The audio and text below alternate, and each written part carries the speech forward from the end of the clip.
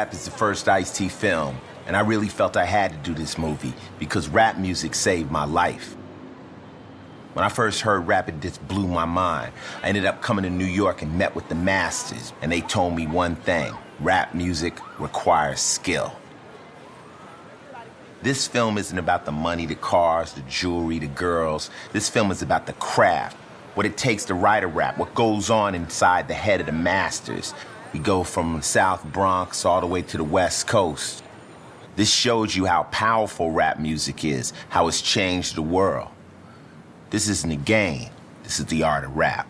Okay, the first time I ever tried to rhyme was Curtis Blow, okay, had a record, These Are the Breaks, and on the back, instead of calling it the instrumental, they called it the do-it-yourself version. Okay? And so you were supposed... That's so dope. That's so dope. You were supposed to try to make your own fucking rhyme. So me and my man, yo, we go to the record store, we buy the record, we go to his house, you know, we play the original shit, then we flip it over to the do-it-yourself version. Yo, we played that shit. Yo, we just staring at the shit. Yo, we could not figure out how the fuck, where to begin. Like, you know what I mean? Like, how do you do this? Like, and we ended up that day not doing nothing. Like, you know what I mean? Yo, it was crazy. But I think what taught me how to rhyme was being such a fan. That's like the best rap story I ever fucking heard. Getting ready, standing there, put it on and go, the fuck? You know what I mean? You got your mouth on. You know what I mean? I don't know what the fuck to say. How did they do that? Like, you know what I mean? How is he doing that? So then, pow. And I think my first rhyme, because at that time, I think my name was like Kid Magic or some shit like that. Okay? And I was like, I think I remember, I'm like, I'm the Kid Magic with the magical touch. Young ladies, you know I'm just too much. With my magical wand, I could cast a spell, cut circles round flash, because I was still on some DJ shit, right, and make them go to hell. I'm the one MC with the wizardry, just rocking the house for all the ladies. You know what I mean? That's when niggas rhyme like that. You know what I mean? Niggas broke out in a goddamn rage. I even think I seen a sawed-off gauge. But, homie, I was sent from hell, not heaven. I broke out with the chrome-plated 357. And the name of the game is simply survival. At the end of the night, 10 was dead on arrival. And me and my partners, we was gone like the winds. Police blamed it on the Crips of the Brims. But some niggas knew in the corner in the dark, them crazy niggas reside in Triangle Park. They go by the name of Burnett, Zell, and Trey. And they belong to the association called the EPA. And that's when we called ourselves the Eliminators Pimpin' Association. Yeah. I know, I be trying to fuck all the time. Now, this is, I was doing this, just how I entertained you, pre-rap. I had never heard rap. So I'm in the Army, and rap came out, and I could do that. But then I tried to do that rhyme over beats. It's not made for beats. Right. And I just started to try to write shit within the beat. And then I came home from the Army, and I wanted to be a DJ, but I found out I would get more love on the mic. I was getting more attention. So I said, fuck it, I'll write some rhymes, and instead of carrying them speakers around, I would go from party to party and just rap. We created something from nothing with hip-hop. That's what the whole spirit of hip-hop is. See, because it was at a time when they were taking instruments and shit out the schools and all of that type of shit. See, black people used to be pretty musical back in the days. Like a motherfucker, it wasn't unusual for a motherfucker to know how to play the piano or guitar or some sort of horn or some shit like that. And at some point, all of that shit was removed from us, you know what I mean? Through economics and through, you know what I mean? Cutting things out of schools and all of that. So they tried to take the music from us, you know what I mean? When we had created an original American music, which was jazz, okay? Mm-hmm. So what did we do? We had no fucking instruments, no horn, no drum. We're living in the fucking city and all that. We ain't got room for that shit anyway up in the projects or wherever the fucking you're huddled in at. So what do? We took the fucking record player, the only thing that's playing music in our fucking crib, and turned it into an instrument, which it wasn't supposed to be. Hold it now. Oh! Come on, come on.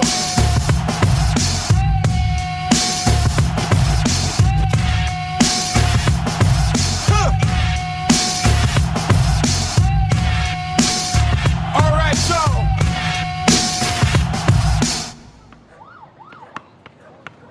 Before rap was a game or hip-hop was a nation, before Lauryn Hill began her miseducation, before Milk was chillin' or P.E. brought the noise, before Heavy D and the boys, before the roof caught on fire, before Fresh was the word, before Houdini and Friends and Roxanne's Revenge, before the Freaks came out at night, before Say Ho, before the Crash Crew was rocking on the radio.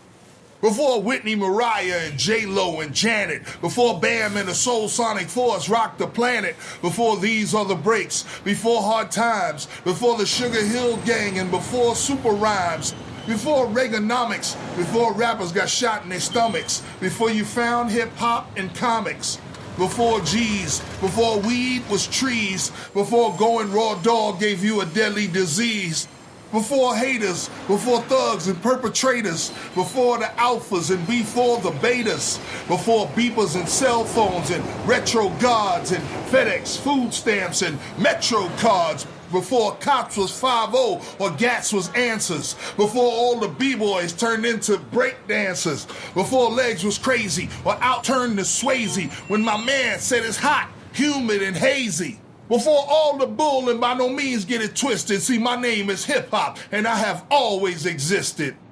See, I'm a Bronx nigga, and I don't beg your pardon. I was over 13 when hip hop was starting. I helped lay the cement and when the concrete hardened. I watched hip hop grow out the concrete. I get it in around the world, son, as well as the hood. Help put the BX on the map, rep as well as I could. I ain't visiting no bitch, I got keys, I'm a resident. I ain't no client, I'm the motherfucking president. 43rd precinct, Southview was the hood. They say our corner's kinda close, cause we getting it good. You see, we live by the water when niggas be fishing. Same area they bury ya and niggas be missing. A few blocks from the Rutner, not far from the Deegan, and not far away from the Cross Bronx Expressway. I ain't hard to find, I'm right by the zoo, by the gorilla cage. Holla at a nigga.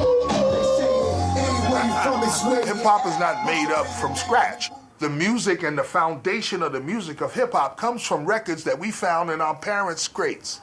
You know what I mean? Old funk and soul, grooves. We've given new life to artists like James Brown and Isaac Hayes and Sly and the Family Stone and George Clinton and Parliament and Funkadelic and so many other groups because we rapping over their beats.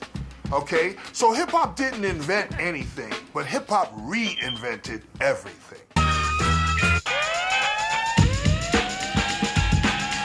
Lyrics is what rap is all about. So being lyrical and being able to flow and have the type of rhymes and raps that paint pictures for people. I be that stage nigga. I don't know how to age, nigga. I'm the first cat to put the pen to the page, nigga. I'm the key to the cage, nigga. That brown and beige, nigga. I'm the off-the-chain meat rack meter engage, nigga. I'm that top nigga. Walk through your hood with a bop, nigga. No drop, nigga, but I ain't gotta run from the cop, nigga. Hip-hop, nigga. I used to run with your pop, nigga. Yo, I thought I told you that I won't stop, nigga. The mic, nigga. MCN's like riding a bike, nigga. I'm the beige Timberland and the white air night, nigga. I'm the rhyme, nigga. The let's go back into time, nigga. The prime, nigga. That always keep 'em a dime, nigga. I'm the sixth, nigga. I'd rather flip flows than bricks, nigga. I should have been long gone, but I'm still in the mix, nigga. I'm the live, nigga. Always last to arrive, nigga. I'm the Cross Bronx West Side FDR Drive, nigga. I'm that hood, nigga. I smoke that good wood, nigga. You can never fuck with, but wish that you could, nigga. I'm that that damn nigga, that fuck you and your man nigga, that get your punk ass in the back of the van nigga. I'm that sweet nigga, that never offbeat nigga, that circle and a slash on cold mics, heat nigga. I'm that cool nigga, ran my whole high school nigga, and you don't wanna ever challenge me to a duel nigga. I'm that proud nigga, that stand out in the crowd nigga, that go where most of y'all niggas ain't allowed nigga. I'm that smart nigga, always first to start nigga. I think with my head, but I feel with my heart, nigga.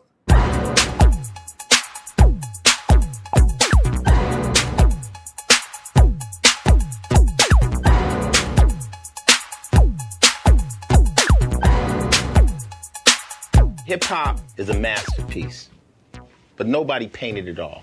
What stroke did Bambaataa, the Soul Sonic Force, put on that mat? What did you bring to that painting?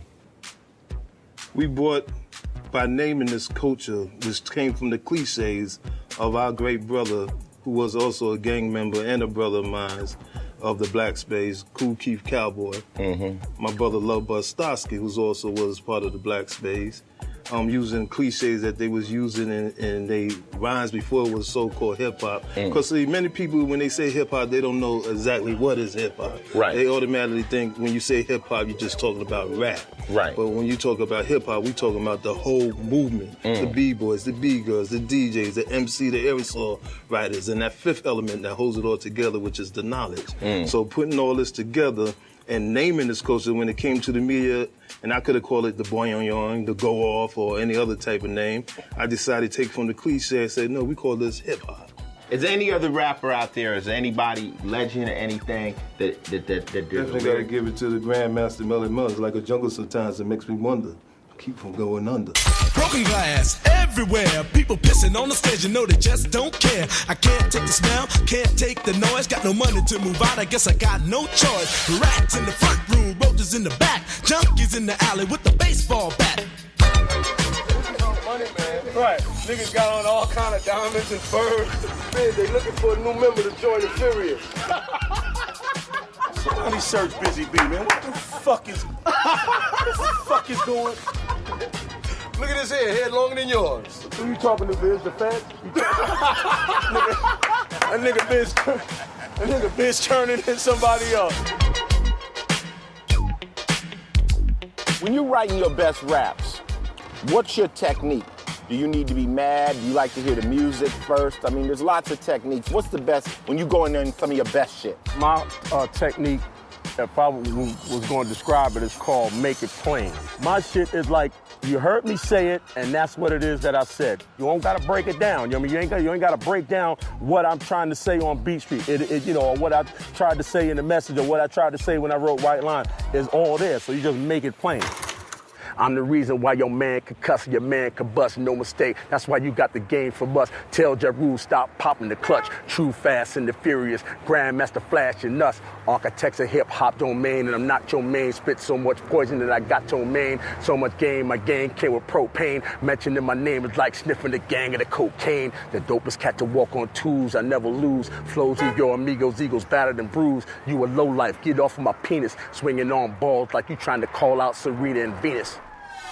So now, with that thought in mind, my name is Melly Mel. I started the game. The pleasure is all yours.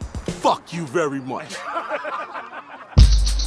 If you want to be big in the hood, you got to do something special. The MC possesses the great gift of communication. He has the ability to capture everybody's attention with incredible displays of verbal acrobatics and the power to command a crowd.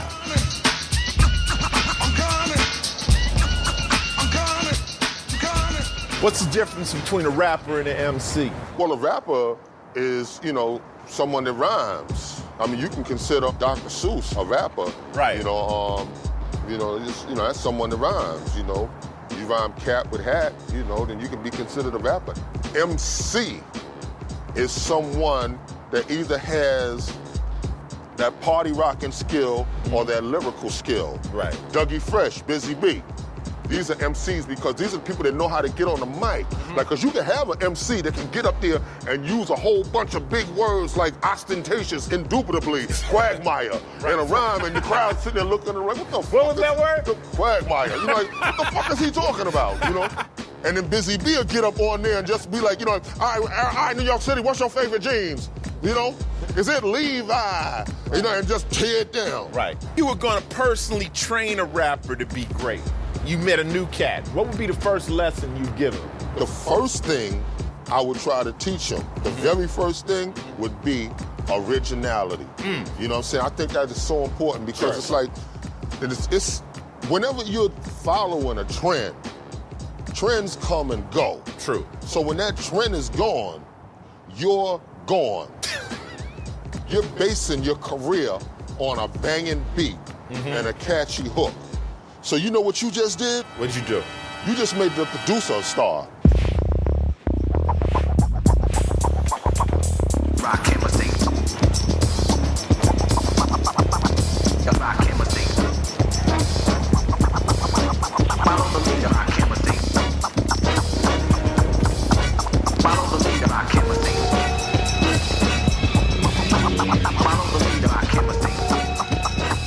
Just when things seem the same and the whole scene is lame, I come and reign with the unexplained for the brains till things change. They strain the sling.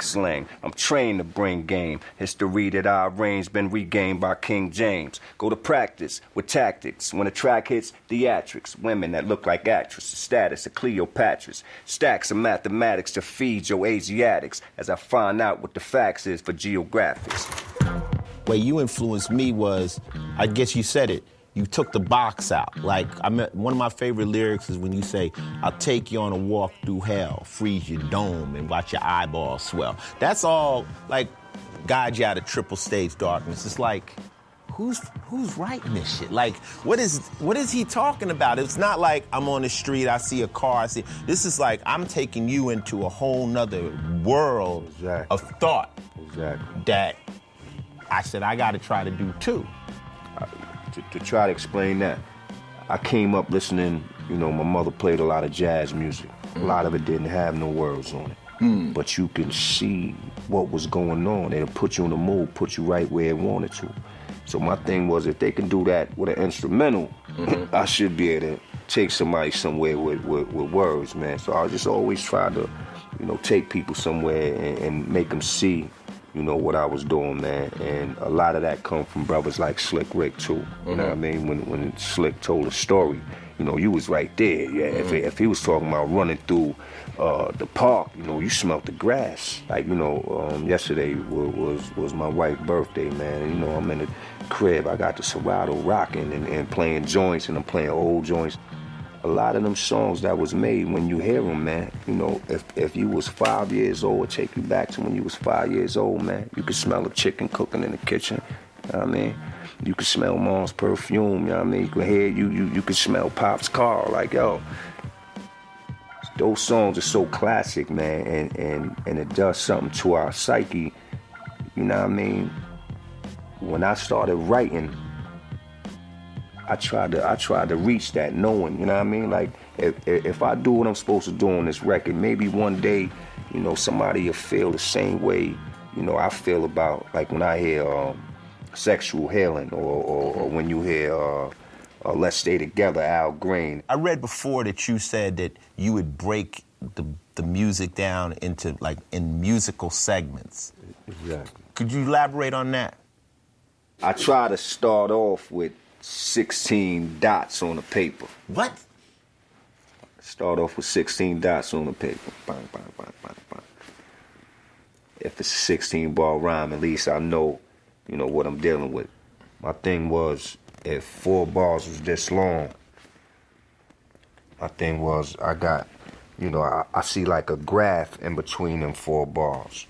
And within that, I could place so many words and so many syllables and so many words. And at times, you know, if the beat was perfect, I can take it to the point where there's no other words you can put in that 4 bars. Even though you explained it, niggas can't do it. No time to sip moles with hostess. Never mind with the total grosses. I rip shows, stay focused, and split cheese with soldiers. While you hit trees and coasts, I spit flows that be ferocious. And with these explosives, I split seas for Moses. Shine permanently, only my mind's concerning me. Fire burns in me eternally. Time's eternity follows eternal me. Being a mental infirmary, determinedly advanced technology better than Germany. You know what I mean?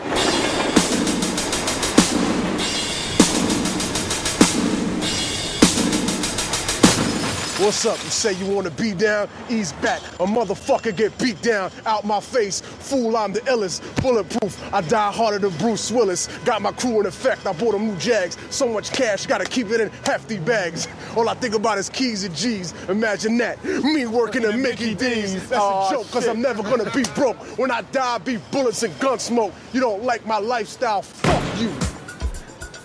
I love this one. So you saying when you wanna write the best lyrics, you physically make yourself hungry. That's just the way I do. I work out physically. That's another one too. Box. You know, I come back with my blood up, like I'm ready to get into a fight, and my mind is racing. Only instead of thinking about physically fighting, I focus on fighting mentally, because hip hop, you know, you have to fight with your mind. Battles don't just come with, I'm gonna see you in the street. I'm taking you apart first. Check it. They said that the success of my music was theoretic, but my revenge is sweet enough to murder diabetics. Eugenics, Procter & Gamble, credit racial science couldn't produce a more aggressive intellectual giant. Nephilim, bury him with the bullets left in him. My heart is blacker than the children of Thomas Jefferson, blacker than back in the days of the tar and feathering, a cancerous endocrine, the eagle ass American, the hatchet and the sticks, the fascist emblem. You could call it conspiracy theory. I don't give a motherfuck. You could get your motherfucked. National security's a code word for cover up. Hold that down. I look at character, never let the color get to you. I got white revolutionaries like Muslims in Chechnya, percussion thumping like the Russian mafia over you. But even they know what it's like when you fighting for Svoboda. So whether Slavic or Islamic, vodka, gin tonic, drunken fantasies are cool, son, but here's the grim logic. You rappers wanna play industry and start to be rich until they fuck you for millions like Paul McCartney's bitch. My lions live inside a box like Jumanji. Sick niggas that'll stab you up like Indira Gandhi. So never desecrate the space on which I meditate. My thoughts rip through tank armored metal plate and start to resonate to the spot where Moses caused the sea to separate. The place that the prophet Muhammad started to levitate. The exact moment that Jesus rose dead awake and Sid Harder became the Buddha that regenerates. Half a ball over, but I bring it home colder than dead soldiers. Soul controller, holder of knowledge. Nigga, fuck Dianetics. I'm like the whole librarian Kemet with Anunnaki genetics.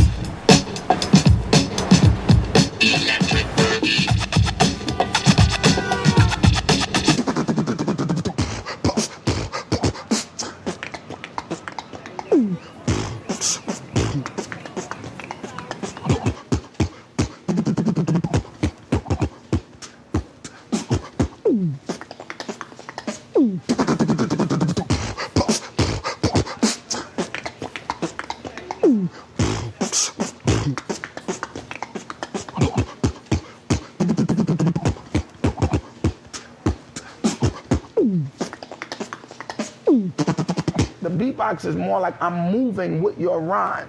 Like I'm moving with your rhyme rather than I'm just doing the beatbox like a drum machine.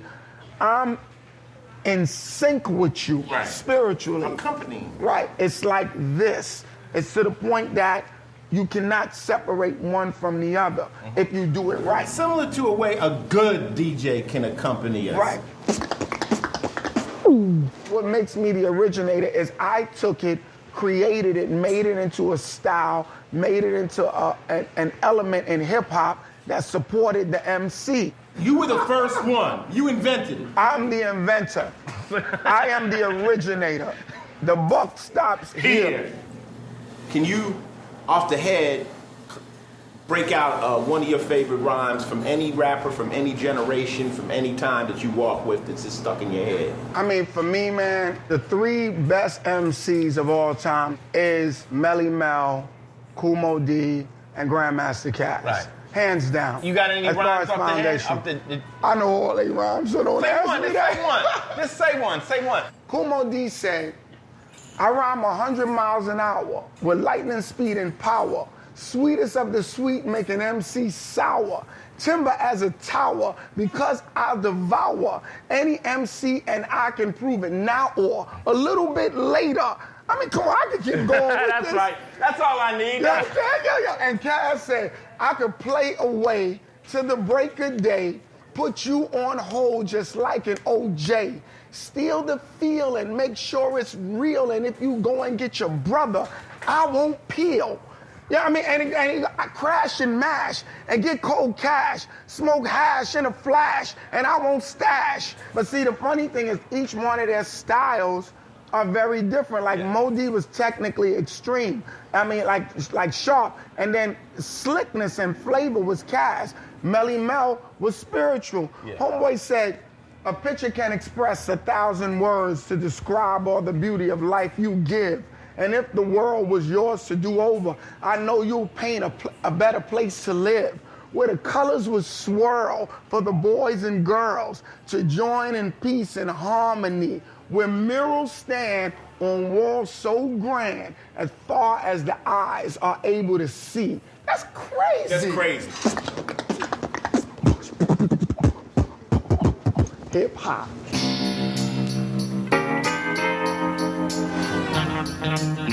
Rap has introduced poetry to a whole new generation. We've crossed color lines and changed lives. It just seems wrong to me that we still don't get the respect like jazz, blues, or other musical art forms. Why do you think rap music or the music you are an architect of doesn't get the full respect of jazz and blues? I think it's because we're not banded together like jazz and blues artists. You know, you'll see reunions with jazz and blues artists. I mean, it's starting to happen now. You know, we're starting to realize it now, but, you know, you see blues artists, they have love for each other. I don't hear about B.B. King battling somebody in the blues world. I don't hear about, in jazz, I don't hear about, you know, Chick Corea talking about, yo, that nigga suck. Right. Yo, suck my dick. You don't hear that in jazz. So, you know, it's a respected thing. So, you know, basically when we start respecting ourselves and showing homage and, you know, getting up there and winning the awards, saying, hey, I'd like to just thank, you know, Grandmaster Flash. I'd like to thank, you know, Kool Herc for even starting this so I could be here getting this. Once that happens and we start showing compassion for the people before us, that's when we're gonna have respect like that. That's what I feel. Sure. May laughter for backstabbers turn to tears faster. For you, I wish no snakes should slither past you. You have to keep your vision clear. Only a coward lives in fear. My surroundings got only real powerful niggas here. Real friends, we have a code of ethics. No question, no feminine tendencies we not expecting. No gossip, no phony logic, no counting your homie pocket. Spare no expense for legal defense if your homie locked up. Who cares who was the last who looked out? Selfishness, that's a character flaw. No holding out. Yo, what happened to the honor? You dealing with sensitive prima donna drama. Teflon love to my dudes who solid. Why do you think rap isn't respected? Threatening. We're not supposed to be thinking like this. We're not supposed to be talking like this. What are we doing proud of how we talking with this broken English? How the fuck are we making poetry out of this broken English? Why are you guys bringing street conversation to the mainstream world? Stay in your place. Stay out of there. I don't like looking at you. Fix your pants. Fix your hat. Y'all supposed to stay in the gutter. Get out of here. What are you doing invading my home? Why are my kids liking your music? What's going on? I don't like you. I don't like you. That's all they're saying. And we know it. So that's why I'm proud to wear my shit a little saggy. I mean, I'm a grown man now. I don't have no business wearing saggy jeans. No business at all, you know what I'm saying? But I might let it sag a little bit, just annoy a few stiff motherfuckers, just because that's what got me here. And I'm always gonna stay true to that. Big L, rest in peace. Rest in peace.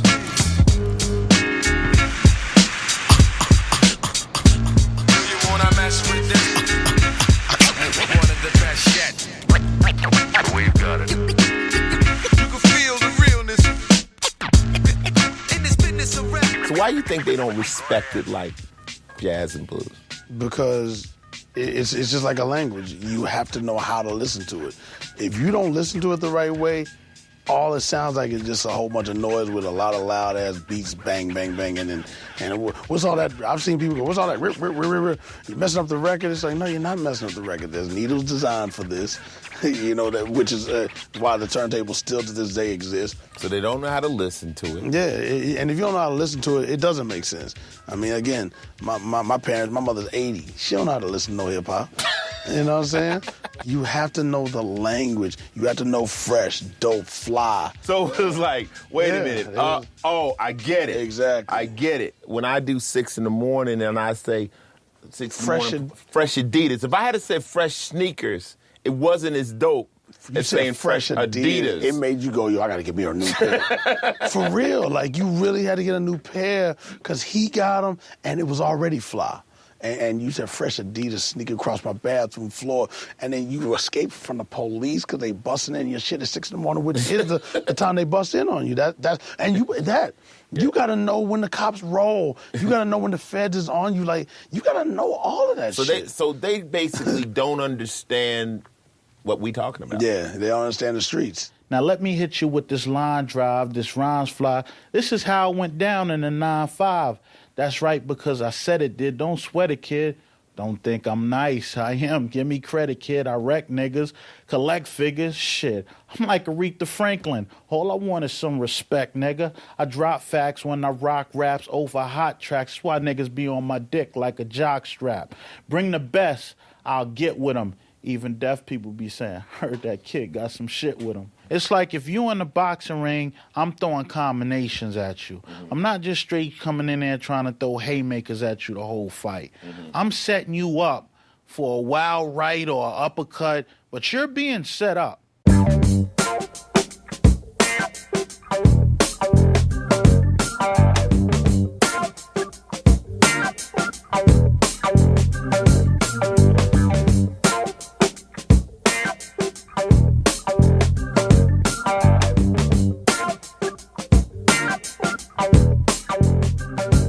I never wrote to no beats ever. We had this, and all my rhymes are written from that. The way I write rhymes is kind of crazy too, because I write the story first, not even as a rhyme. I just write the story about what I wanted. I guess it's from school, and I write the introduction, I write the body, I write the conclusion. I always write the conclusion first. I always know where my story's gonna end, before I even start writing it. I'm never gonna say like, no, I go in the studio and I just drop it how it is. I write it, because I tell you, a lot of MCs, they say they don't write their rhymes down, and it sound like it.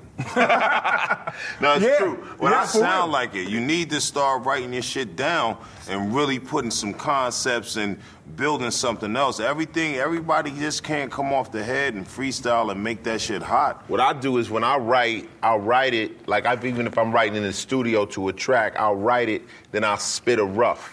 I'll spit it, and then I take that track and I'll roll with it. Live with it. Usually, unless that night I was tremendous, I'll redo it, because the first time I might have been reading it, so now I'll go in and now I can perform it, because by rolling with it now I've memorized it, I've locked it in, so you're gonna get different vocal inflections because now I know it. So I'm like, okay, now, and I might say it word for word, or I might change some stuff in it. But I go back in, and the second time, I don't need no paper. I'm just going in, busting it. Yo, go work at Wendy's. Go somewhere else. Don't rap. You're whack. You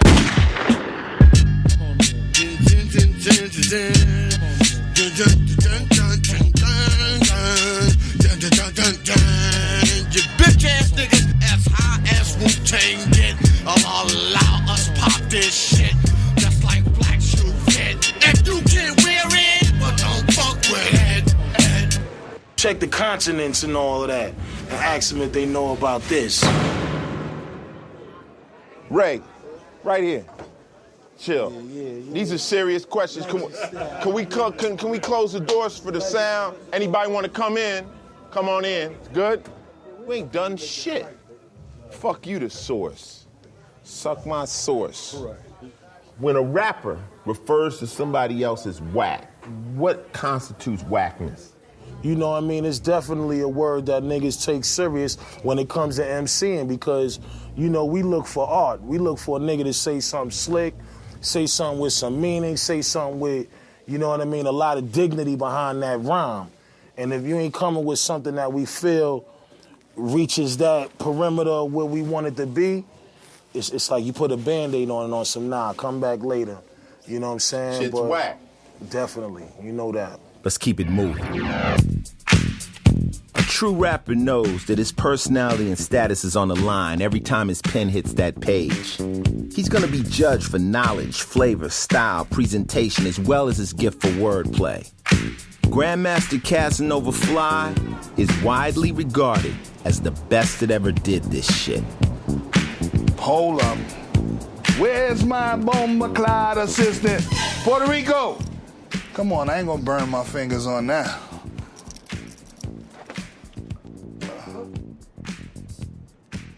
Oh, that's nasty. That's nasty. Roll up now, see? You know, set me back.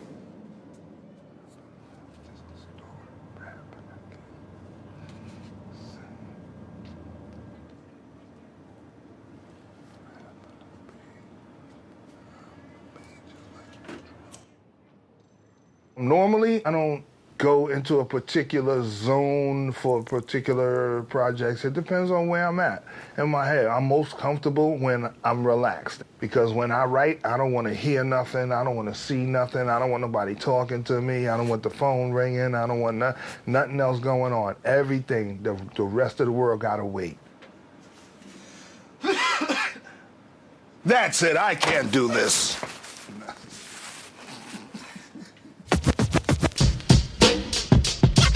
Party people's in the place to be. Just for you, it's the Ultra Magnetic MC. Say what? The hell with childish rhyme, cause the jam is just moving. The crowd is stepping. You hear rappers saying words about you that crosses the line. So my thing is to humiliate a rapper so bad that he don't want to really write against me. I just saw a rapper, he ran from me because I'm the police. He had a black hood, it was a fleece. Got so scared he should have feast. Just one little poodle piece, pink Ugg boots on his ass, looked like a drag queen wearing a mask. So I was like, it was like, you know, I write just unorthodox on purpose, just to make the ear think a little bit. Your respect is built in combat. You know, I mean, I haven't been battling people in years, but people still remember when me and LL went at it. Yeah, and just because I did it, that's part of the reason they respect you. I write battle rhymes. I'm like the Russian government. I have a record ready, prepared for everybody.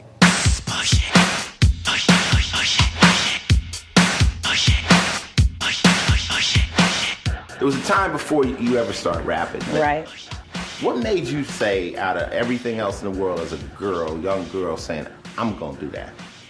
When I did get behind the mic and hearing myself and experiencing the art of being on the microphone and figuring out what your voice is, that was the hard part for me. That's what people don't understand. It's not like they think you're just talking over a record, but we had to develop who we were as artists, our voice, you know, our inflections, our flow, how we were gonna sound, how we were gonna be different from all the other women, and that took a minute for us to develop. When I first got with my wife, she said something to me in the car one day that almost made me stop the car.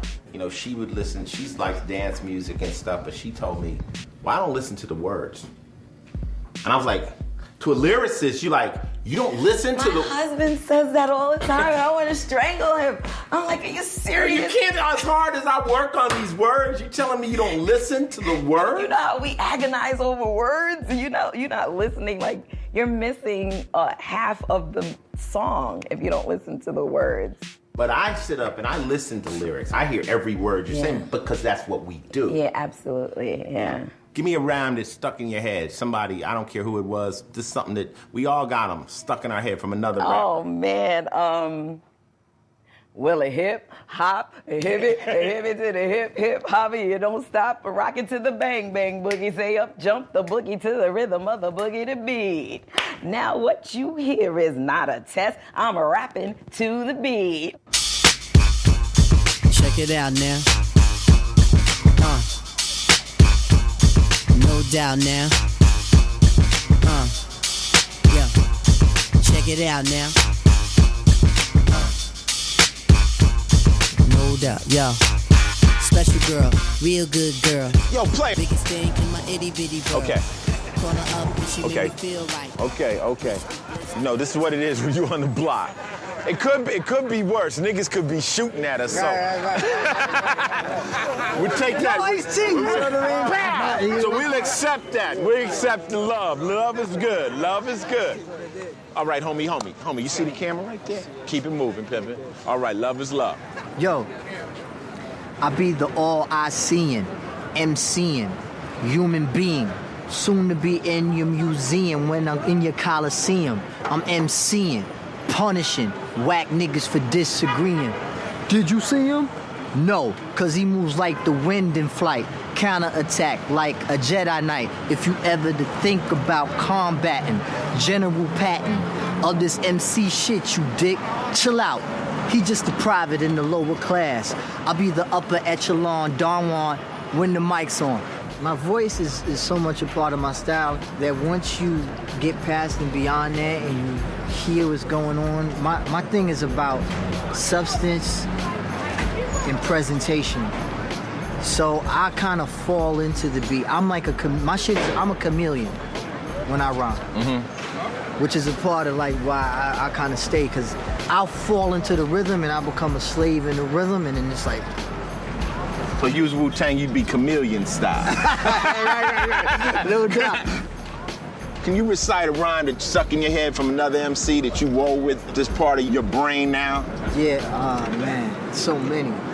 I take 7 MCs, put them in a line, and add 7 more brothers who think they can rhyme. It'll take 7 more before I go for mine. That's 21 MCs ate up at the same time. Easy doesn't do it easy. That's what I'm doing. No fessing, no messing around, no chewing, no robbing, no bite and why bother. It's time to start trying and fight in to follow my unusual style. Will confuse you a while. If I was new order, I'll flow with the now. So many rhymes, you won't have time to go for yours. Just because of the pause, I had to pause. Right after tonight is when I prepare to take another sucker duck MC out here, cause my strategy has to be tragedy, catastrophe. And after this, you'll call me your majesty, my melody.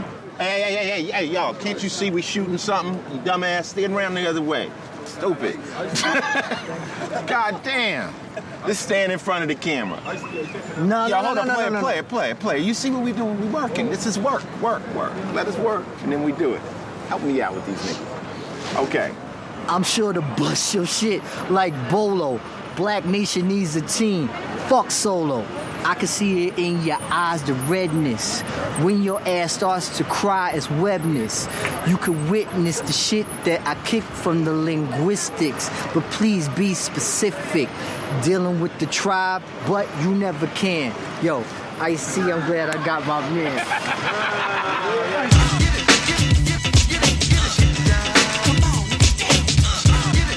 I'm what you call, like they call a method writer. It has to be a method for the madness. I have to always be conscious of the fact that my words are always going to be watched no matter what. Because if I make a statement, I got to make sure that I'm 100% behind it. 1989, the number, another summer. Sound of the funky drummer. Music in your heart cold. I know you got. You just showed me some lyrics in there. What's your mind state when you write your best stuff? I mean, are you tired? Are you angry? Or are you enlightened? When do you go in and you say, okay, I can do it? Because me, myself, like, I cannot write for a week, and then one night I can damn near write an album. It just happens.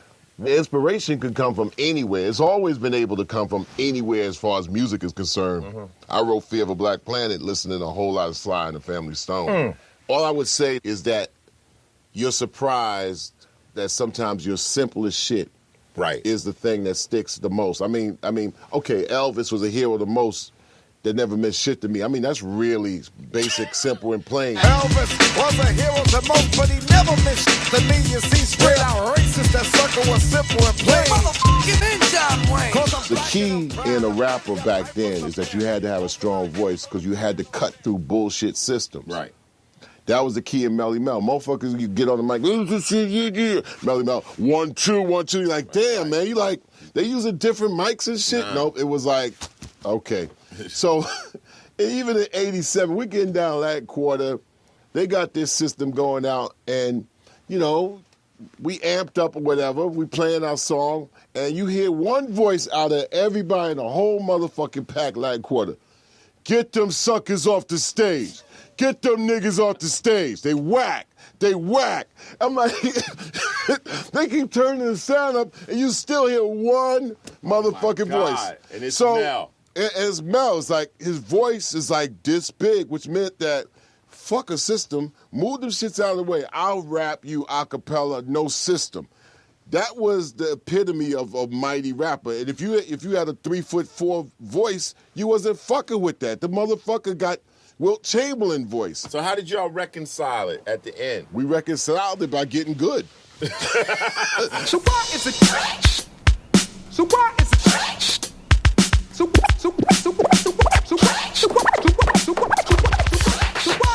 I hate changing up the texture of my fucking shit, yo. That's nasty, yo.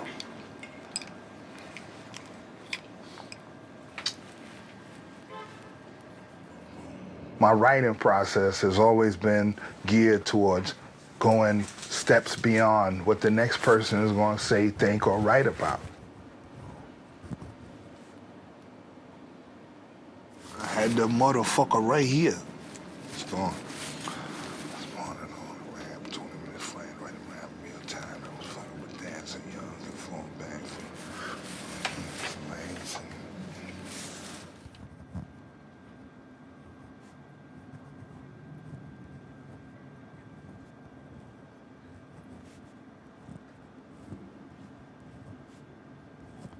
Done. I'm gonna torch this, man, because, you know, I'm definitely against, you know, marijuana. So whenever I get the opportunity, I burn it.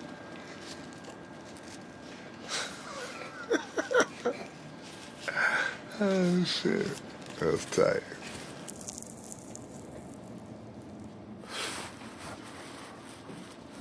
I said I've been down with this since the start of rap. I guess you can say I played a big part of rap. Not only been the brain, but the heart of rap. And it beats just like a drum, and that's the art of rap. I've been known to flip flows like bricks and pancakes. And yeah, I seen my share of tricks and handshakes by chicks and bandmates with a different agenda. Female and male snakes and some great pretenders. But trust me on this, for as long as I'm breathing, I'ma check a whack rapper and call out a heathen. I'm gonna lead by example with this hot shit I'm spitting. And y'all just saw me write it, so you damn right it's written. That's part of the art of rap in 20 minutes flat. Write a rhyme in real time. Now I was fucking with that, so you can fall back from that. Old cat, don't get it twisted. The MC train just left the station and I was driving. You missed it. It's in some rappers' DNA. Like myself, we gotta tell the stories of our lives and daily struggles in this world. This is a world outside the law, full of dangerous characters surviving off the game, and unfortunately, sometimes the exploitation of others. Everybody always talk about when the money's coming in, when we balling, when we looking good. We chose to speak on what happened when the drug dealer goes home. What happened when the hustler's in the living room counting the money at the end of the night. He he might have had to do this and do that in order to make that money. There's conflicts about that type of thing. None of us really just choose this lifestyle. Some of us just kind of fall into it. I call that the B side of the game. Absolutely. The B side. It's like everybody want to hear the good stuff, but there's an entirely other B side that only real hustlers know about, And I always would look at people's music, and if I didn't hear that side, I knew it was fake. Absolutely. I got to talk about the pitfalls of the game. The song starts with a hustler at the nickel and dime level that works himself up to the big baller, ends up getting busted, and all the money he stacked up in the game was the money that it took to try to get him out of trouble. He ended up not getting out of trouble anyway. So all the money that he made was for nothing. He goes to jail, he comes home, and because he never gave himself an opportunity to experience anything else outside of drug dealing, he never gave himself an opportunity to try something else. When he comes home, he's got no education, he's got no skills, so he's forced to go right back on that corner selling the drugs again. It's this ugly cycle that we see all the time that nobody really speaks about because they're in the cycle. And so now you stuck, and now you're looking around, the second-rate players around you, your team's missing. It's a fucked up situation. Sometimes I hear death knocking at my front door. I'm living every day like a hustle, another drug to juggle, another day, another struggle. Yo, I know it's fucked up what a lack of cake will do. A few people want to move in and stay with you. You wish you could help them all, you unable to. Cause the rent's a little late, plus the cable's due. You and your girlfriend are beefing in a serious way. You used to be faithful, you in a curious stage. Finally got your mind made and going your separate ways. Wait, now homeboy, your period's late. Now think. Time's running out, do it quickly, cause she start crying. Mood's getting sticky, if I don't want it, she'll want nothing to do with me. Just get the abortion and I'll give you the $250. But if you say that to her, then you wrong. You ain't think about that, you was getting your groove on. I can't take care of myself, never mind a newborn. I guess that pussy got too good for too long. Seemed like my money goes by too easy. Why I hate that my job only pays bi-weekly. My hoopty done shitted. You spending more money trying to fix it than what you did when trying to get it. The fridge is empty, but I survived the hunger. Who the fuck keeps calling from this private number? It's crime on my mind and my nails are dirty, but the floors are real cold in the jails of Jersey. Depression starts talking and his voice is raspy, cause he ain't shut the fuck up in 3.5 weeks. Look, beard is full, hair is nappy. These jeans ain't mine, so they way too baggy. Priorities is fuck niggas starting to gas me. It's like my whole life just slipped right past me. It's starting to trap me. His name's Dwayne, so why the fuck my son keep calling him daddy? Same shit that I feared after all these years. I gotta breathe, I can't believe my ears. Wiping out my eyes, I'm damn near in tears. But you can't be mad, cause you know you ain't been there, nah. You grab his mom's up, throw against the door, but in the back of your mind, you know it ain't her fault, nah. I ain't mad at all, I'm just bothered. I get honest for real, I ain't been the best father, like Toys R Us, Chuck E. Cheese. You know a little nigga grow up with these needs, New Year's, or Christmas, even a birthday. At least bring the nigga to a school on the first day. I can't believe it. It's the same way that I was treated, so maybe it's history repeated. I know it sounds sick, the idea of having another kid, cause this one you'll really feel like it's his. It's the truth, and I hate that fact. Wait, I shouldn't have said that. I'll take that back. I apologize. Let's rewind this whole story like Nas C4. Just erase that track. Check it. I don't care if only the track trusts me. Fuck what niggas say. Only God could judge me. Fuck what niggas heard or think or even thought. Tried to fix my shortcomings. I just came up short. Joey. Red man, I'm back like fuck you pay me. A street fighter like Baraka. You melee. Who does it better than the bricks? Call it. You couldn't mark the spot if you shot the target. Believe me, boy, I'm just getting it started. And y'all stupid like tripping over a cordless. I've been a dope nigga since swimming and balling. Your hot chicks on your block, I'm digging in all them. Damn, it feel good to see people up on it. To see who's the raw and what nigga stepped on it. I'm in your Harlem night. Black Tenant 6, the cops Calhoun, and I'm hauling ass quick. When I'm gone, I redline the needle, cause trying to find me is like trying to find Nemo, bitch. Name an MC that has earned Redman's respect. Not somebody you say did they thizzle. Oh, that did they thizzle, but all right, besides KRS-One and Slick Rick, them are my mentors, you know.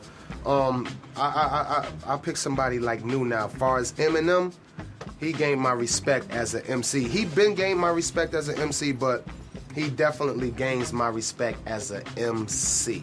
Straight up. Big up to M and the whole D12 camp and everything over there. I think M knew when he came out, being a white kid coming into predominantly black culture, that he had to fight uphill. He had to fight. And I think that made him that much more better. He's an MC. Yeah. He's an MC. Niggas just say what they want about M. They don't want to fuck with him. No, not at all. Not at all. Not at all. He gained that respect because he knew he had a job to do. Like, okay, he could have easily said, well, I'm gonna just stick to my white fans. Fuck that. I got enough white fans over here to sell 30 mil. But he like, yo, no. I mean, you know, he was in my hood before he blew up. Right. He was in Newark. He was with the Outsiders. So he been in the hood before he got on. So I think it always been in him to be like, yo, I know I'm white, but this is music, and music don't have no color. Oh, and that's where it's at, man. To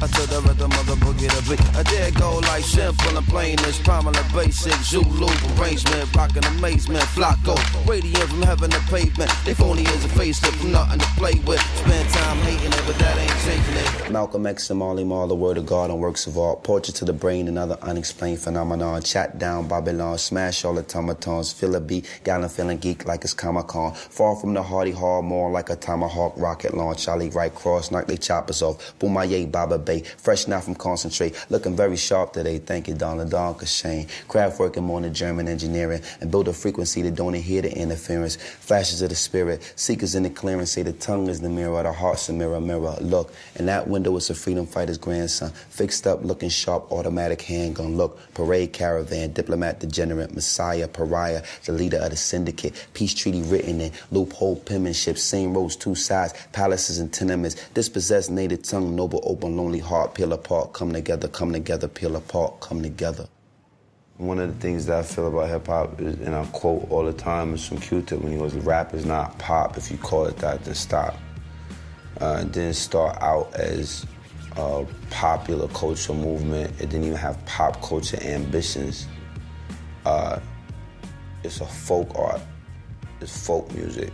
It's tribal experience. Hip-hop started in New York, so it's like, you know, in the Mississippi Delta and the blues, it's just like, that, or New Orleans and jazz, just that physical environment just informs the way that people apply the sound or whatever. But as it started to migrate, the sound started to change according to the places that it was,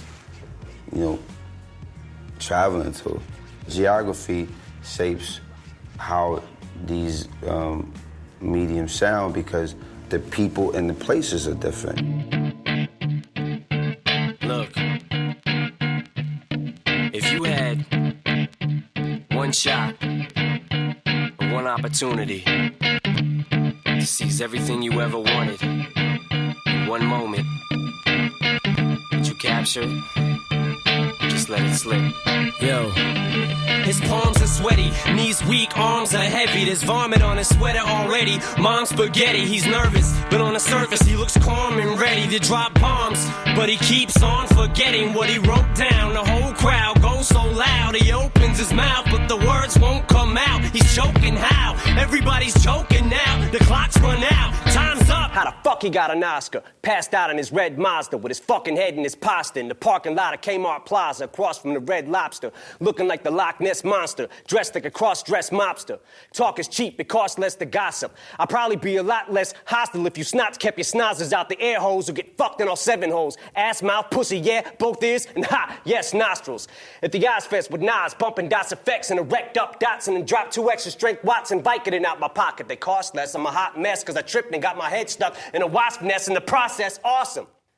Drunk as fuck, one sock, pulling my boxers up with boxing gloves, but I keep dropping my fucking binoculars.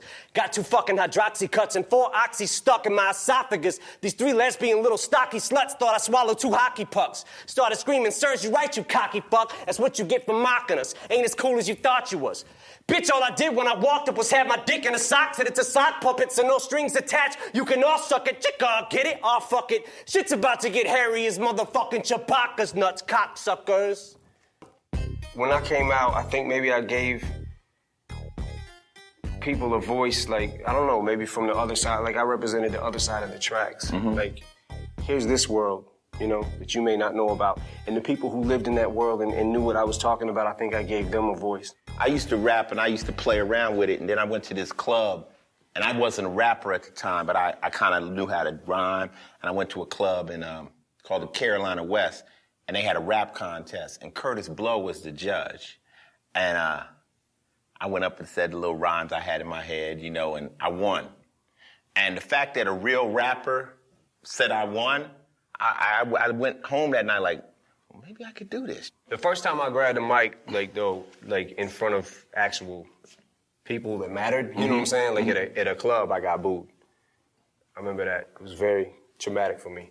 And I think I had, at that point, like the 8 Mile thing was kind of, that's when I was yes, taken sir. from or whatever. So I just remember that being so fucking traumatic. And I think I went home like, man, I quit. Right. And then, you know, maybe a couple days later, week later, hour later, whatever it was, I don't know. I got the urge to like, nah, man, I gotta get up. Gotta do it again. That's right, thank God. You really gotta live it. My mind, 24/7, aside from family stuff, obviously, is constantly thinking of ways to bend words. Or, you know, like if I don't got paper, I'll write it on my hand or whatever. And sometimes when I fill up the hand, then I'll transfer it to paper. Did they tumble out of your head complicated? Because you write complicated rhymes. Oh, I wake up in the morning and they just fall out. Yeah. I'm kidding. So do they come complicated or do you complicate them? Sometimes what I love about rap is that it feels like it's puzzles to me. Like words are like puzzles and trying to figure out a puzzle and trying to figure out what word can go here and how many words can I make. Like if I can take a rhyme, like I'm real into the craft, like just of the, you know, MCing and I feel like I always think like how can I figure this puzzle out? Like how can I take words and put them at the end of the sentence, but in between maybe make some words rhyme in between that rhyme and like sandwich them. You know what I'm saying? Like, so sandwich those words and try to make them rhyme inside of the phrase and then come back outside and try to rhyme with the word that I ended on the snare. You know, like I'm kind of real into the technical part of it. I studied everybody, man. I studied you. I studied fucking KRS. I studied Tretch, Naughty by Nature. Tretch is difficult to rap like, because Tretch is like, his shit is really complicated. You know, I just heard a new record with Tretch. I can click, clack, pat, tat. Wait, what was he say? I can click, clack, snap, rap, pat, tat, tat, tat. Take that ass to the point you have to ask for your ass back. The fucking joker smoker, taunted by knowing if I was born in Shungli's temple, I would have turned out a shogun. That song, Yoke the Joker, when that shit came out, I swear to God, I was in my peak at rap, and what I mean is like when I realized this is what I want to do with my life. Right. And Proof came over. Right. He brought the fucking tape. Right. And my world ended. Like I was like, oh my God, what the fuck is this? Like it literally, I didn't write a rap for the whole summer. Right. Didn't write a rap for the whole Fucking summer. around with like, Tretch. Yo, that dude was, I mean, he's still incredible. Final thoughts on the art of rap, which you are one of the grandmasters at now. Final thoughts. Shit, I don't know. I mean, I certainly feel like if it wasn't for rap, like obviously I wouldn't be here, but it gave me a voice, it gave me an outlet, it gave me strength. Fuck, man, you know, what I just came back from, you know, overdose and the whole shit, you know, like it. Without rap, I wouldn't have been able to get through it. I mean, obviously, without my daughters, I wouldn't have been able to get through the fucking thing. But when you hit that wall, like, how quick can you bounce back, you know? And if it wasn't for rap, I wouldn't have been able to bounce back, you know? This is the one thing that I feel like I have that, you know, I can do well. So if I didn't have this, I don't know what. I really can't do fucking thing else, you know? Except for play basketball, I'm kind of fucking nasty. But like rap is just, you know, it's everything to me. Like this is my world. This is, you know what I'm saying? Like this is what I do. Like if somebody said Royce 5'9", what do they expect? Well, I'm gonna be rapping my ass off. A nigga that raps his ass off. I'm gonna be rapping my ass off. I'm not about to be probably talking to the girls a lot. You know what I'm saying? I'm really like a competitive MC with my peers. I'm a heavyweight. I'm catastrophic when I said it like Fahrenheit 9/11, meditate till the levees break. I turn featherweights into my Fetty straight. The Mac 11 to clap your melon and give your ass spaghetti face. You ever looked inside some dying eyes? You'll see surprise and realize there's no denying God. When was the last time that you heard that the iron tried? Ryan vibes like cyanide. I am proud to say that I've evolved. There's only one iron defying odds. Small time arrogance perishes every time. The giant pride. Who y'all respect is probably cross-dressing. Your favorite MC could probably find itself vibing to my lost sessions. I'm legendary. Oh, there you go. His task was just to play records. What more could you ask? But then came remixes, scratching and cuts, which was too much for many. Drove some DJs nuts, but the DJ named Glove has reigned supreme on it as it went. As a turntable wizard of the hip-hop scene. So listen to him, check it out. But remember this, when the glove's on the wheels of steel, he's reckless. Who would have ever thought that one of the greatest rappers of all time would be a white cat?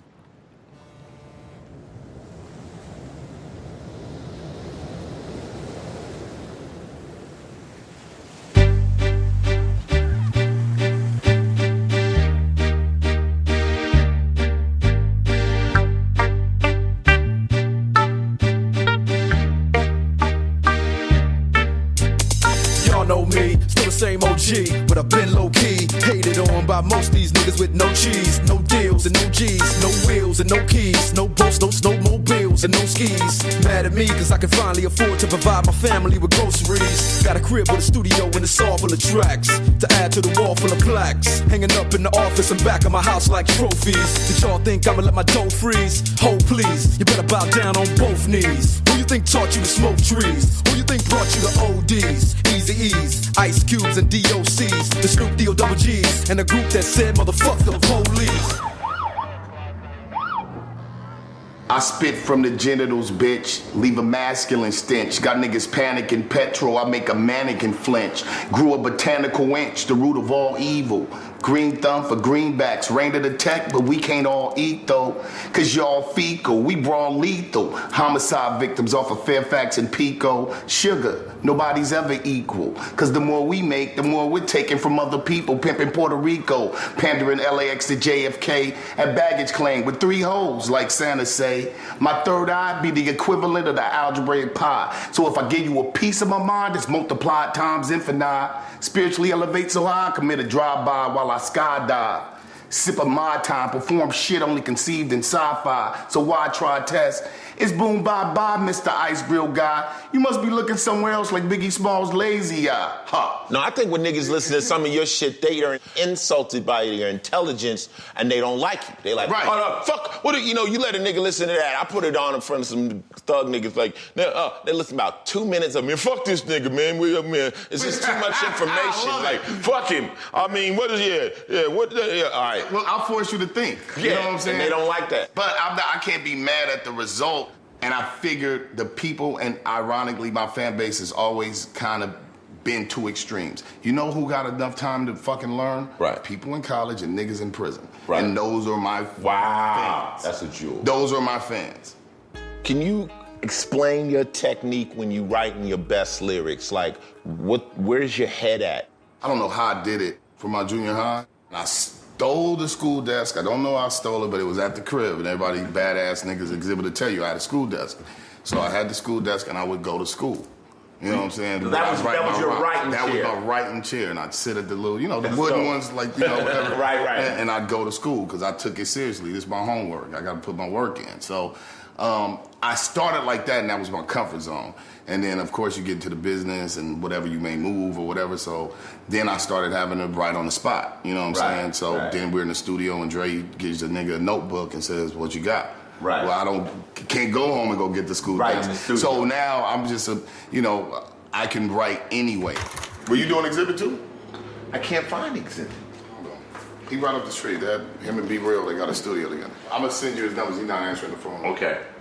But I'll send you his house number.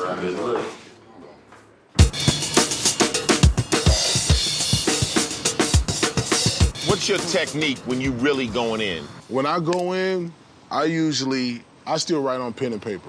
Call me old-fashioned, but fuck it. You know what I'm saying? Like, for me, it's something to be said about the way I memorize things, because I have to write it down and repeat it. And then when I repeat it, then it's here and I never lose it. Sometimes I can go in the studio, hear a beat, get inspired, write it in 15 minutes, spit it, done. And then sometimes I hear a beat and I write a piece to it, and then I come back around a month later and feel the rest down because of this piece. I've been milling over it and I got a concept now. When I say something and I start writing fast, And then I just come, and then you try to say something to her like, just wait. Like, got it!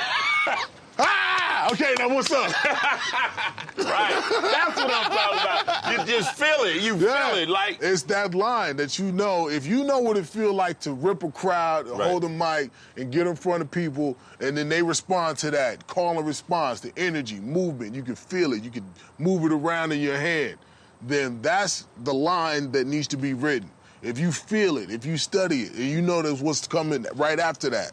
Or you can think 5 lines down and work your way back up. Yeah. You know what I'm saying? If you on it like that, then, I mean, come on. All right, motherfuckers, bring out your ballistics.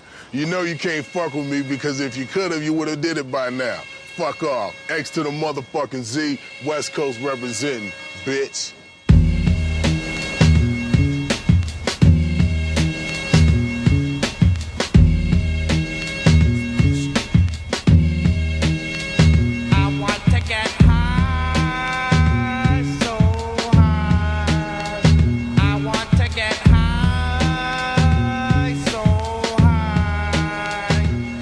Let me tell you, I was hanging around Muggs. Muggs was living with Aladdin at the time. Right.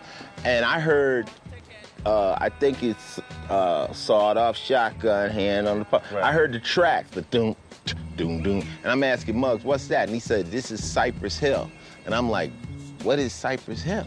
But I never heard none of the vocals over it. And I'm like listening to it. I said, well, that shit's funky, whatever it's gonna be. And then when I heard it, I was like, oh my God, this shit sounded crazy. But I think when you came out, the vocal delivery was so unique.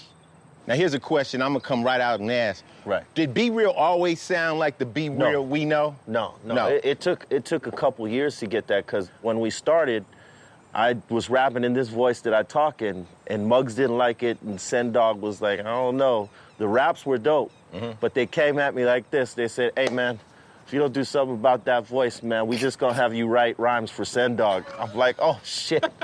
So, I somehow figured out how to pitch my voice a little bit, go on a little bit higher. When I was listening to early Cypress Hill, I'm like, these motherfuckers sound high. Like, they sound like the gangbangers that you would not want to run into because they would be dusted and they would shoot you on some bullshit. Like, you're the wrong person. They just felt like shooting somebody. Right. And for a time, man, we were crazy like that, and that's where a lot of the music, when we were creating it, it reflected that lifestyle and stuff like that. But we also were very competitive, especially Muggs with the production game, because a lot of his influences were the Bomb Squad and stuff like that, and we were all big Public Enemy fans, and we all said to ourselves, well, if we're gonna get in this game, if we're gonna represent, we gotta be as good as those guys, and they were like one of my big influences, and when I was developing the voice, there was 2 things that stood out to me in hip hop that I loved in all the groups that were going on. There was the Beastie Boys, because they had a different, vocal pitch than everybody else. The other big influence was Public Enemy and Flavor Flav, how his voice always cut through. And I said, well, nobody's, aside from the Beastie Boys, nobody's really cutting through like that. So we became, as far as our vocal tones, Public Enemy in reverse. Stop scheming and trying to look hard. I get my bodyguard, you get that booty start. I'm a veteran, which means that I've been in the game too long, since the days of paper thin. Way back when I've been putting it down. Ask your homie who's the baddest bitch on this side of town. I float like a butterfly, sting like a bee. Spectacular on for MIC. I go for broke, never giving it less than the best. Face off cause your shit is twisted. Screw up your mouth cause this chick is gifted. I stay whipping in something you never seen. Ain't into flossing, but I could put it on some. Call him at the crib, tell him you just lost 1, 2, and 3. I'm about to run a Boston. On son, how come I'm on one? I'm born free, you born dumb, a pack of fortune. My time is too much for what it's costing. Hear any chick on the mic, I taught them. What you just might get is a chick that spit that whiz priceless. I made a decision to play my position, and this is the place in my life where I started to live. And you know why? This game ain't got nothing on me, none after, none before me. I put the work in, I want the glory. Here's my chance to tell my story. Now, the first rhymes that you actually did out on a stage or you tried to perform, by then you were writing your own stuff? By the time I performed on a stage for people, I was performing I Cram to Understand You. But prior to that, George Lucien, Full Force's father, used to come to my house every Saturday, and I would practice because my voice was like this. And that wasn't a rapper's voice. Like, who was I gonna get to listen to? You mean it was low and... It was teeny, tiny, no weight to it. And I would practice, and he would say, get strong and come from here. And for months, I would sing Salt and Pepper's songs or rap them in my living room until my vocal was strong enough that, you know. So we owe this to who? Because you're known to have one of the strongest female MC voices. That's George Lucien. He developed this voice. Absolutely. The joy and the beauty of being a hip-hop artist, you can truly express who you are and truly be who you are. When you're a rapper, you get to say what you think, what you feel. People hear your perspective. People hear your spirit and your soul if you're using that. And they hear your imagination to be able to write a rhyme and say, look, this is what my life has been about. This is some of my purpose. This is my perspective. People will know what you think. They know where you stand. They know where you fly, you know.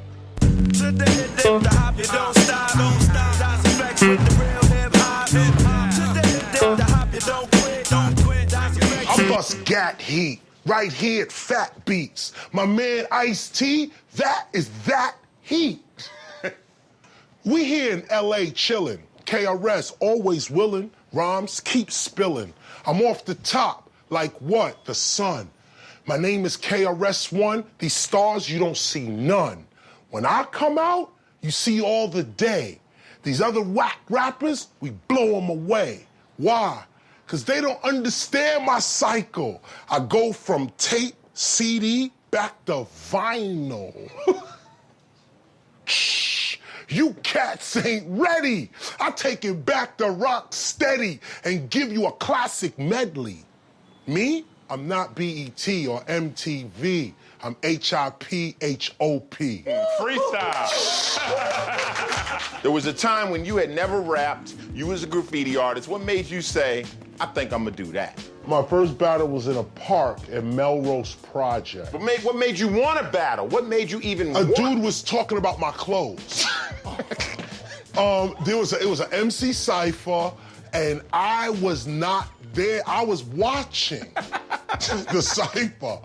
And dude was like, this dude with his tore up jeans. I was like, oh, crowd screaming. I'm like, oh, my jeans was whack, everything was whack. I'm whack, everything was whack, and dude was pointing it out. Nigga just picked you out. He just picked out of the crowd. I'm there watching with everybody else. He like, yo, and him, like him. Oh. And that's what I said, yo, no, hold up, I have to say something. And I actually did. I jumped out right there, and I did like a little freestyle based on what I heard right there. I did a quick freestyle off the top, defended myself, and it was dope. And then you said, and everybody pat you on the back like, yeah, you gave it to him. And then I was like, whoa, this is not bad. Yo, you know what? I'm gonna do this. So we really owe the birth of KRS-One to some nigga who just out of nowhere picked you out the crowd and dissed you. Started dissing. Out the crowd.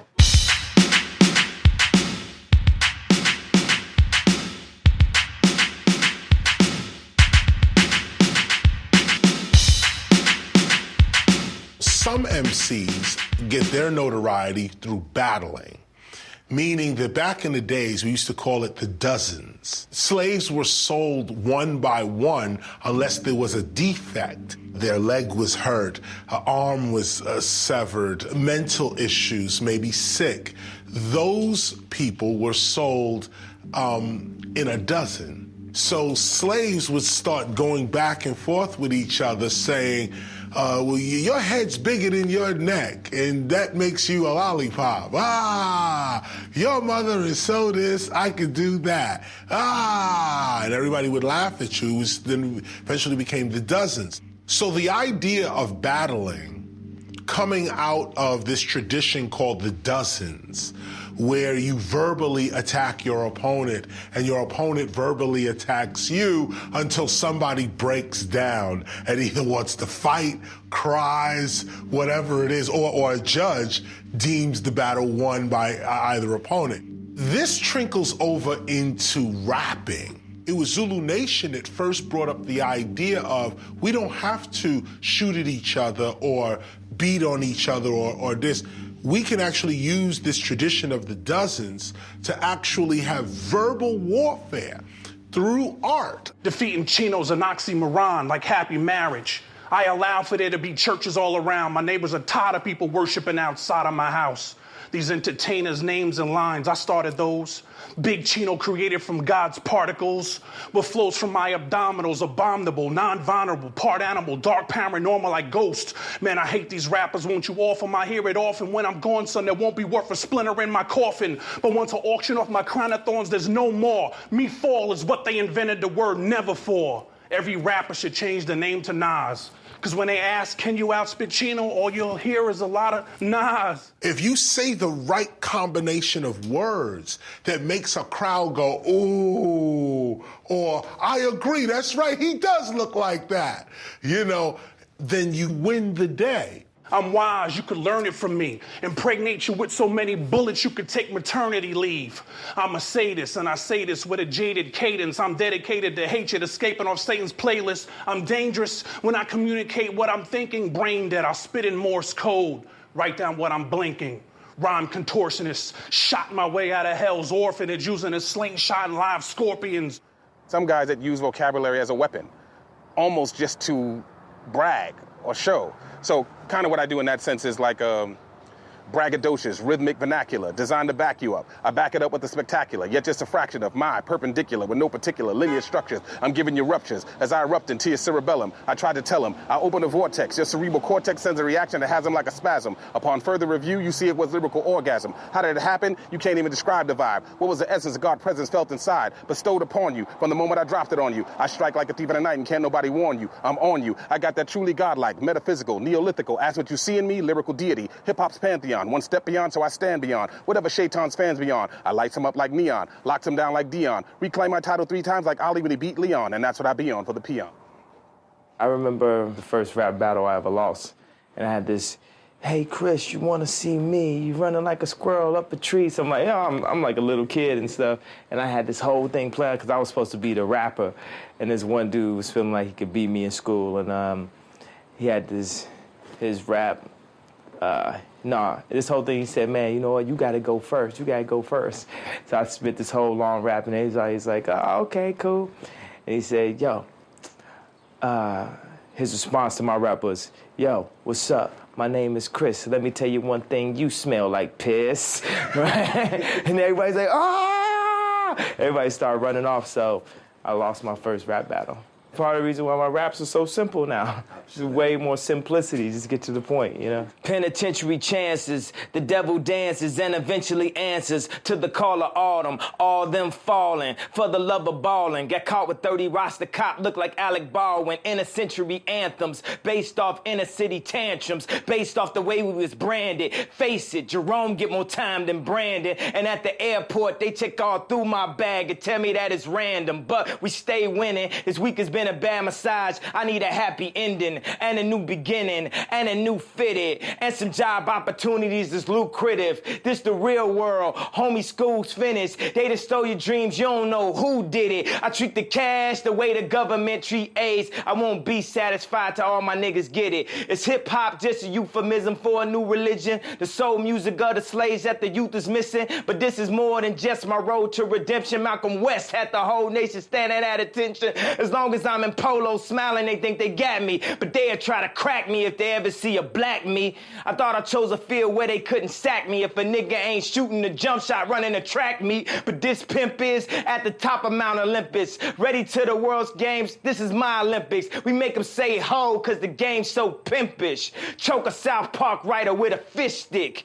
I insist that y'all get up off of this dick, and these drugs niggas can't resist it. Remind me when they try to have Ali enlisted. If I ever wasn't the greatest, nigga, I must have missed it. I need more drinks and less lights, and that American Apparel girl in just tights. She told the director I'm trying to get into school. He told her take them glasses off and get in the pool. It's been a while since I watched the news, cause like a Crip said, I got way too many blues for any more bad news.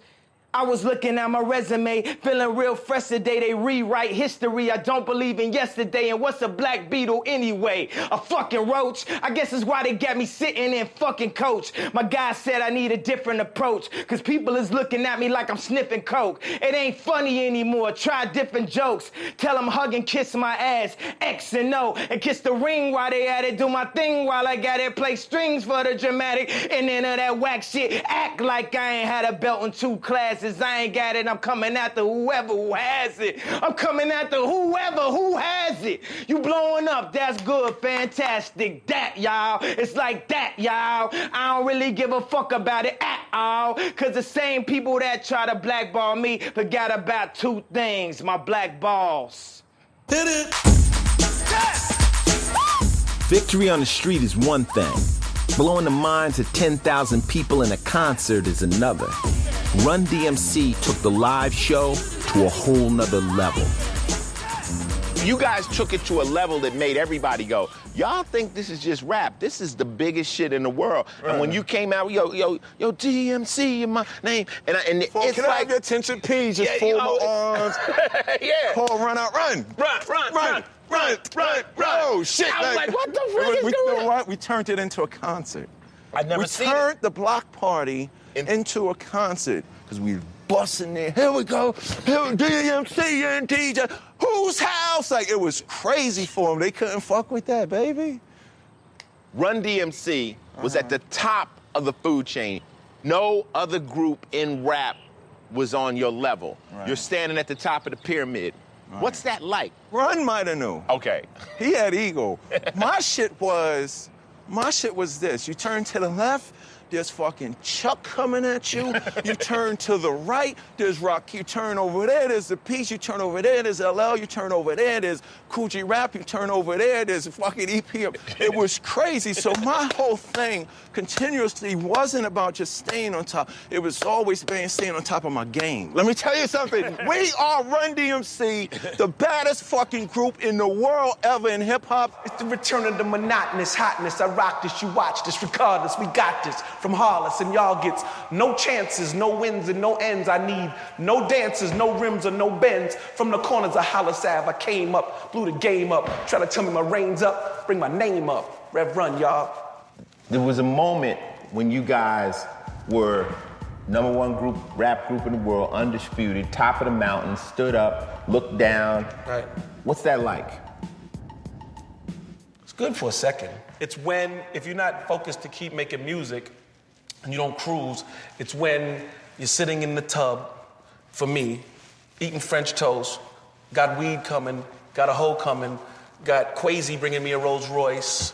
You remember Quasi? Mm-hmm. All this was coming, and Rolling Stone magazine is coming. Mm-hmm. So this is all in the presidential suite. Mm-hmm. I just seen Ice-T as I was driving up. Mm-hmm. I just hit LA. Mm-hmm. Can't wait to get LA. They got the best Indo. Mm-hmm. They got the best girls. Mm-hmm. They got the best presidential suite. Mm-hmm. They got the Rolls Royce. Rolling Stone magazine, I'm #1. And then the realization comes that, I'm sitting in the tub. The syrup's falling in the tub. There's ashes falling in the tub. The hoe's knocking at the door. Rolling Stone's behind the hoe and the man to cut your hair. And you're like, I'm fucking out of control. What's cracking with it, y'all? This is Dub Sizzle, a.k.a. Skip the Barracuda. All you niggas can drown in my nuts. Fuck y'all. Can't none of you niggas fuck with me. Nigga, I started a lot of this shit on this side of town, nigga, and I don't give a fuck what nobody say out there, nigga. You come over here, you gotta see me. Skip, West Philly, near. I'm out on the block, nigga, for real. Fuck y'all. One time I was watching one of your shows, and you was fucking it up. You was getting down, you was out there, and you was freestyling. You was freestyling, and I think somebody, some kind of way or something, I don't know what was going on, whatever, the turntable must have skipped or something. It skipped and went off beat, and and of course you stopped and everything, but you played it the fuck off though. Yeah. You played it off. You looked in the crowd, you was like, I'm I to the C to the E, niggas can't fuck with me, you know, whoa. And then it went off and shit, and you know, you look, and then they played off real quick, you looked in the crowd and said, huh? You said, I ain't on the real. You think I'm lying, nigga, you fucked me up. Nigga looked in the crowd, was like, huh? You know, you looked at a bitch and was like, huh? What you say? You went back on the mic, yo, let's start this off. Let's start this. I got a billion of them. Let me tell you some of my shit. No, that's some of my shit. Yeah, okay. That's some of my best shit. I got other chicks. Like if I fucked up or something and I'll be in the middle of the song, what I do is I act like the mic cut off.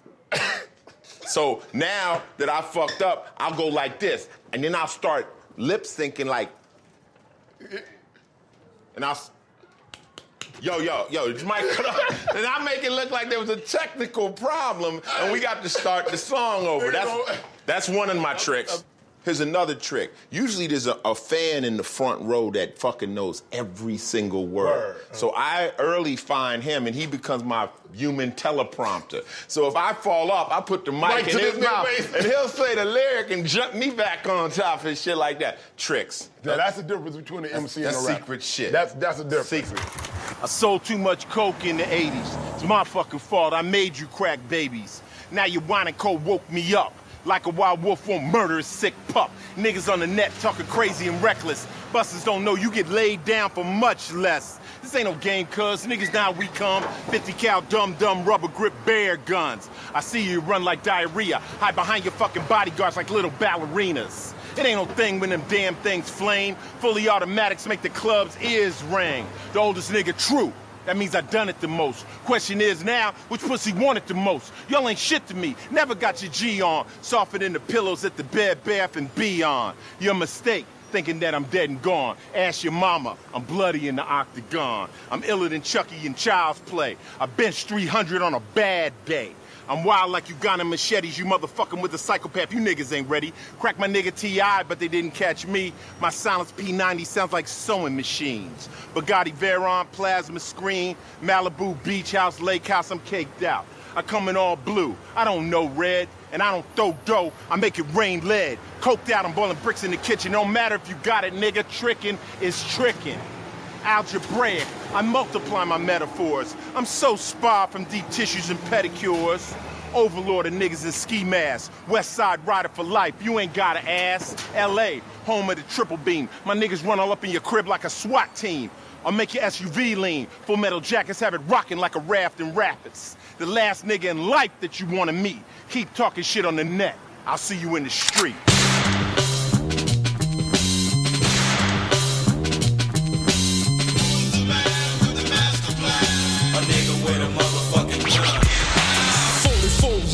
Come to mind. Why your motherfucking brother is hard to find. He been walking on the streets and fucking with mine. Stupid punk can't fuck with a mastermind. See, I never take a step on a Compton block or a lay without the AK ready to pop. Cause them punk motherfuckers in black and white ain't the only motherfuckers I got to fight. I think it's better to be telling the facts than cuffed up and jacked and fucked up with your niggas looking at you going. Everybody knows Dr. Dre don't drop a record a week. It's like, it's a process. What's your process before we get to hear a track? You know, it's not the same thing every time. It really depends on who I'm working with. I try to get inside of the head of the artist I'm working with, and the record has to be them. I don't go approach an artist and say, okay, this is the way I think your record should be. I just try to make what they're bringing better and just add whatever they're bringing, add my thing to whatever they're bringing. So I just try to get in touch with the artist, try to get in touch with their personality and what they're trying to do, and try to just take that to, you know, to levels unheard of, you know. That's real talk. That's just my thing. It's no set foundation or no set way of doing it. I'm thinking like, cause, okay, everybody knows your gangster shit and what you did with Snoop, but when we heard Eminem for the first time, you know, Hi, My Name Is, we like, but it was him. Right. It was perfect. It wasn't 50 Cent. You captured Eminem. Right. You know, and I think that's the reason for longevity. You know what I'm saying? You vibe with the artist and you just elaborate on what they have to give. And you just like make what, you know, I just add my thing to what they have. And that's all it is to it. Eminem, I'm gonna add my thing to Eminem. Snoop, I can't go in the studio with Snoop in an Eminem state of mind, if that makes any sense. Absolutely. You know, I just have to just just be them almost. You know what I'm saying? That's what makes the projects come out so good. You got a young kid. He want to be a producer like you. He want to live the Dr. Dre life. He admires you to death. You see something in him. What would be the first lesson you teach him about this game of hip hop? First of all, you have to make sure that this thing is for you and it's who you are and you're built for this. You know, and then you have to give it the passion that's necessary. You know, like I said, I don't do it for the money. The money's gonna come. I do it because of the love that I have for it. You know what I'm saying? If I was a plumber or something like that, I still would make hip hop records. That's how much love I have for it. You know, I feel like right now, I've been in the game close to 27 years, and I've actually thought about this just recently. Out of the entire my 27-year career, there's only been 2 weeks that I've been out of the studio.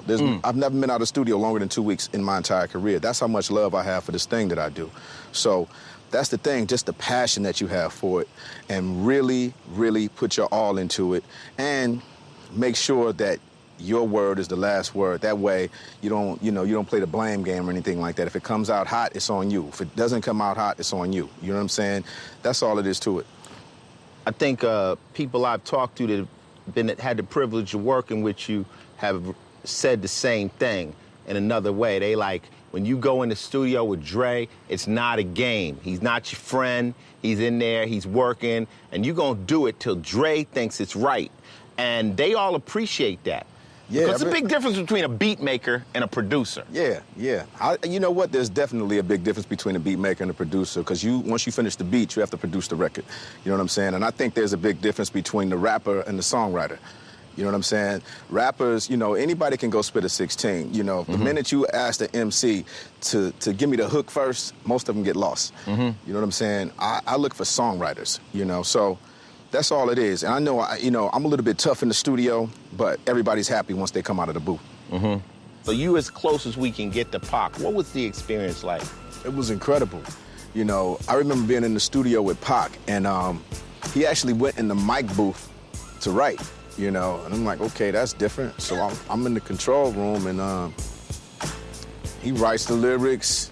All right, I'm ready, He spits California Love, 1 or 2 takes. I was like, all right, put the next thing up. And he would just sit in the booth, like, put the next thing up, right? Put the next thing up. I think that's the reason why he has so many songs and so much material, It was incredible. He's like a machine. Serious machine, serious talent.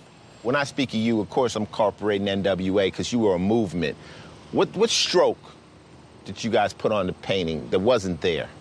I think just the element of the street, you know what I'm saying? That's what we were going for. I think you were a big part of that, because our first record was basically just almost a remix of what you did with 6 in the Morning. You know what I mean? We did Boys in the Hood because of the love for that record so much. But we just wanted to basically put where we came from on the map. Back then, it was just a lot of New York going on, and we wanted to represent Compton, and we wanted to put Compton out there in a way where it was just like, it was hard. And we wanted to hit everybody across the head with a sledgehammer, like, listen to what the fuck we're doing out here, We got something to say, too.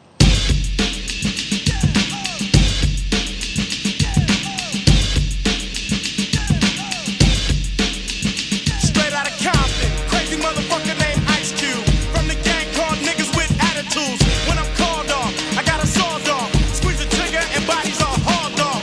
You too, boy, if you fuck with me. The police are gonna have to come and get me. That's how I'm going out. For the punk motherfuckers that's showing out. Niggas start to mumble, they wanna rumble. Mix them and cook them in a pot like gumbo. Going off on the motherfucker like that. With a gat that's pointed at your ass. That's the way it goes in the city of Compton. Gangbang mentality, movie after movie. Can't get it out of me. Who wanna battle me? Mouth is a Uzi. I thumbtack your ass to the concrete. Treat you like a floozy. The pyroclastic flow that I lay will turn this fucking booth to Pompeii. Now what will I do in broad day? I'll turn Broadway into a hallway. Motherfuckers want to know the herbs and spices. They come to me and want to know what my advice is. I'm spiritual, nigga, like Jesus Christ is, and lyrical, bitch. I'm about the nicest. Content, longevity, plus I spit shit that sit on your brain, nigga, heavily. I can do this shit till I'm 70 on the Vegas Strip. Yeah, there I be. Rap has many styles: party, gangster, political, battle. Give your style a name. And I think gangster is too simple, because I think you much more complex. I would call it street knowledge. Okay. You know what I mean? That's the ultimate title.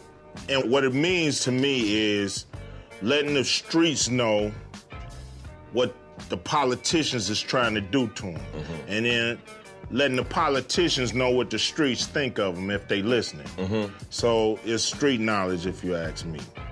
I agree. I always felt that my style I was always attempting to drop game. It was all game. There was morals, there were parables, there was things that you'd listen to and you would learn. I wanted somebody to take my album when they done, be more intelligent about the game than they were, versus me saying, you know, hey, I'm tough.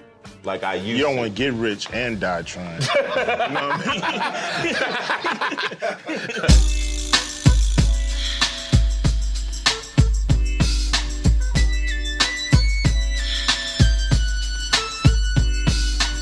One, two, three into the four. Snoop Doggy Dogg and Dr. Dre is at the door, ready to make an entrance, so back on up. Cause you know we're about to rip shit up. Give me the microphone first so I can bust like a bubble. Compton and Long Beach together, now you know you in trouble. We need to take my bag with my phone in and out of here, Kev. I think it's in that gray bag. Cause it's gonna keep going off. These bitches won't stop calling. I told them I'm only in town for a night. It's only one of me. I'm saying, I wish I was an octopus. This is one of my favorites of all time. 6 in the morning, police at my door. Fresh Adidas squeak across my bathroom floor. Out the back window, I make my escape. Didn't even get a chance to grab my iced tea tape. Mad with no music, but happy 'cause free. But the streets to a player is the place to be. I got a knot in my pocket weigh at least $1,000. Gold on my neck, my pistol's close at hand. I'm a self-made monster from the city streets, remotely controlled by hard hip-hop beats. But just living in the city is a serious task. Nigga didn't know what hit him, didn't have time to ask. Here's with my money, the rest went on clothes. Went to the strip, start pimping the hoes. My hair grew long on my 7-year stay. When I got it done on my shoulders it lay. Oh, that was so cold. That was so cold. Rap, to you, more music or a sport? It's a sport to me because it's like you driving me to want to outdo you. You understand what I'm It's saying? like when you hear a certain lyric, it's like you just saw a 360 dunk. Yeah. And I'm like, oh, I can't have that. I need to try this 720 on the nigga real quick, Ice. Work with me, Ice. This 720 gonna work. I'm gonna spin around 2 times. It's gonna work. When Snoop Dogg made a write a song, how do you like it to be? I mean, you gotta get blunted, I gotta smoke a lot of weed. Okay. I gotta have some old school music playing, whether it's old school R&B, hip hop, anything that's 70s, 80s, 60s, you know what I'm saying? Something that's inspiring to me. Then I gotta have a couple of, females around to give me some inspiration, because I like looking at them while I'm writing my woo-wop. And then at the same time, I just like the whole mode to just be natural. What's your style? My style, I would say, is Taekwondo. Bruce Lee created that, which that means is that I'll fuck a nigga up if a nigga try to play me wrong, but for the most part, I'm a good guy making great music to party to. This is what I'm gonna do. I'm gonna give you something off the top of the dome so that way I know I won't fuck up. Now check this. Artistic as it gets is Big Snoop Dogg, the one and only. So throw a pawn in the lawn and let me show you how it's supposed to be. Blow up like a bomb, napalm. Let me show you what it's supposed to be. Now get close to me. These are groceries. File them in the cabinet. Stab it, let it go. This is my art form. I'm so original. Like iced tea, but I don't drip drop on the flow. Get a hoe, get the dough. Let them know from the dough. Here we go, let it ride. Snoopy D-O-double-G.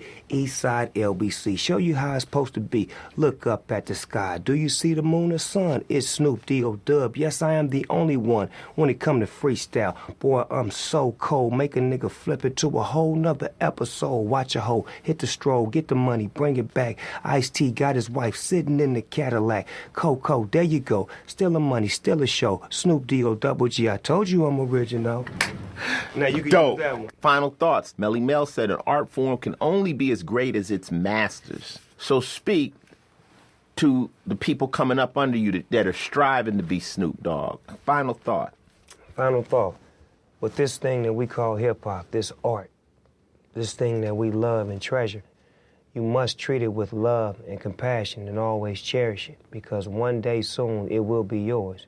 And once it becomes yours, make it yours. Put your name on it. Put your brand on it. Put your game on it. Stamp it like it's supposed to be stamped. That way when you are gone, your music will live on. Look at the greats before us, those who have passed and their music has outlasted them. It's because of the art form. It's because of the passion that they put in their projects. It's because of what they spoke, the way they pen cried, the way their heart followed. You could be the same thing. It's one Snoop Dogg, just like it's one you. Find yourself, find your art, find your heart. So the answer is obvious. Rap means something different to every MC. Whether it's writing something simple just to rock the crowd, or writing something deep meant to move the world, the one thing I do know is hip-hop requires skill.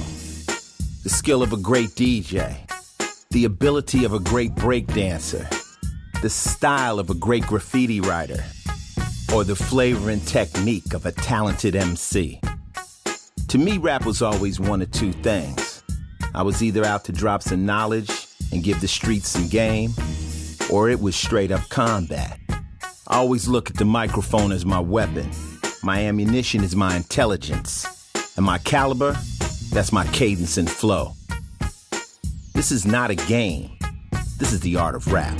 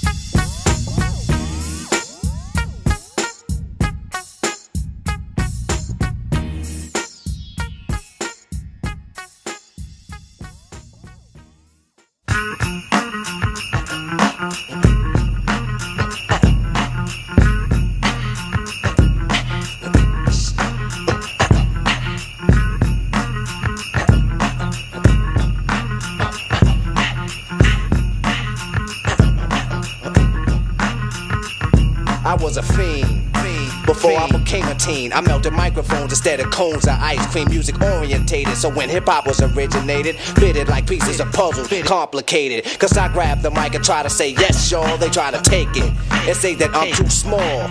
Cool, cause I don't get upset. I kick a hole in the speaker, pull a plug, then I jet back to the lab without a mic to grab. So then I add all the rhymes I had, one after the other one. Then I make another one to diss the opposite, then ask if the brother's done.